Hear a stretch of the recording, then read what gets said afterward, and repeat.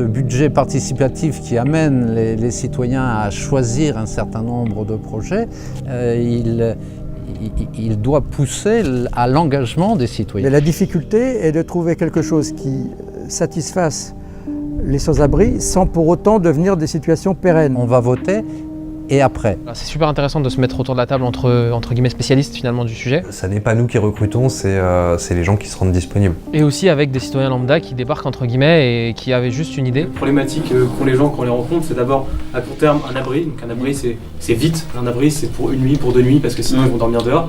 Et ensuite, à plus long terme, c'est la réinsertion. Et la réinsertion, si on offre à des gens un abri de 1 an ou 3 ans, bien sûr que c'est idéal.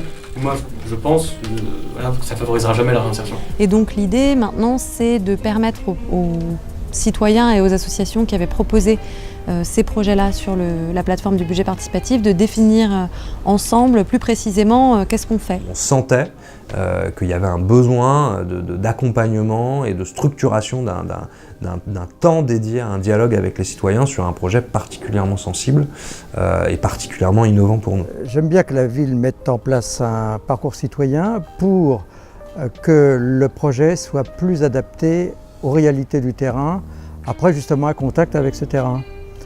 Sinon, ça risquait d'être quelque chose d'un petit peu suspendu en l'air et pas très réaliste. On a vu que parmi les porteurs de projets, les gens qui avaient été force de proposition pour que ce projet arrive jusqu'au vote, il y avait des expressions d'indignation très vives, et évidemment complètement compréhensibles sur le nombre grandissant de sans-abri dans la rue à Paris.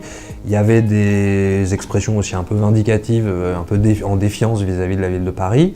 Et ce qui nous est apparu très clairement, c'est qu'il fallait qu'on partage nos contraintes. Ce qui m'a marqué, c'est que du coup, ça fait maintenant un peu plus d'1 an que je m'intéresse à l'action sociale et à la question de la grande exclusion à Paris.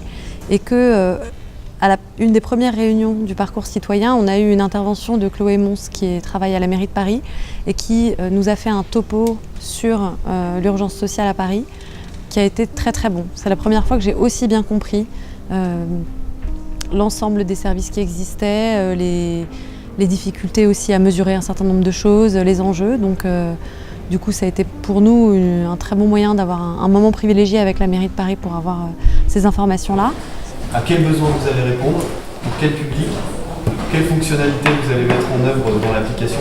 Donc là on voit très vite que l'information de base type guide de solidarité ou celle que produisent d'autres associations, c'est déjà des choses qui permettent énormément d'enrichir une information qui vient à toi. Mais pour autant, il y a la fracture numérique qui est aussi un enjeu. Demain, c'est bien beau de dire qu'ils vont s'insérer dans un parcours de réinsertion, mais le RSA, il faut pouvoir aller en ligne, remplir un truc. Donc aujourd'hui, les associations le font à leur place. Il a été choisi d'associer différents projets. Le diable se cache dans les détails. Et du coup, il y a quand même des approches, ou en tout cas des intentions initiales qui ne sont pas forcément les mêmes. Et donc il y a quand même, je pense, un peu un travail de réconciliation aussi. Ça permet de se connaître, ça permet d'avoir des idées, d'échanger des idées et de rencontrer aussi déjà des acteurs sociaux. Je ne vais pas parler pour tout le monde, mais peut-être que les acteurs là autour de la table ont envie de vous demander, vous, comment vous concevrez, quels conseils vous donneriez pour ce dispositif intermédiaire. Première difficulté pour les personnes, c'est d'avoir accès à un travailleur social. En attendant qu'il y ait effectivement une véritable politique de construction de logements, en particulier sociaux, là, à ce moment-là, il faut quand même prévoir un parcours entre guillemets, de resocialisation, etc. Et c'est nos petits projets répondent à ces 2 premières parties. À titre personnel, si vous arrivez à mettre des abris mobiles qui pourraient se déplacer et qui pourraient s'adapter en fonction de la composition familiale, c'est sûr que ça rendra des services.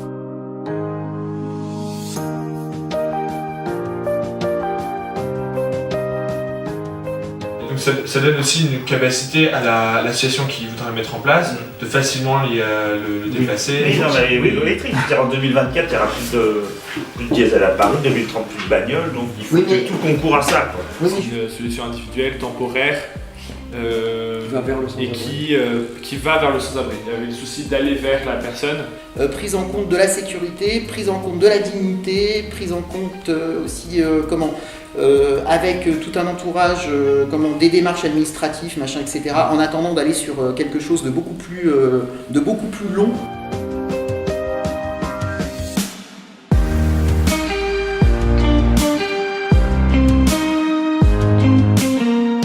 voilà, ce parcours citoyen, il démontre qu'on est capable de se mettre autour de la table et de co-construire ensemble une décision publique, qui plus est une décision qui est innovante, puisqu'elle appelle des solutions qu'on n'a pas encore développées, et qui est très sensible, puisqu'elle touche à un domaine particulièrement où il y a de l'émotion, il y a de l'humain, il y a de la misère, il y a de l'inégalité, donc il y a plein de choses qui peuvent très fortement révulser et qu'il faut transformer en actions concrètes. Il y a une volonté, je crois, aujourd'hui chez les citoyens de ne pas simplement être consultés, mais d'être associés à la mise en œuvre des actions politiques.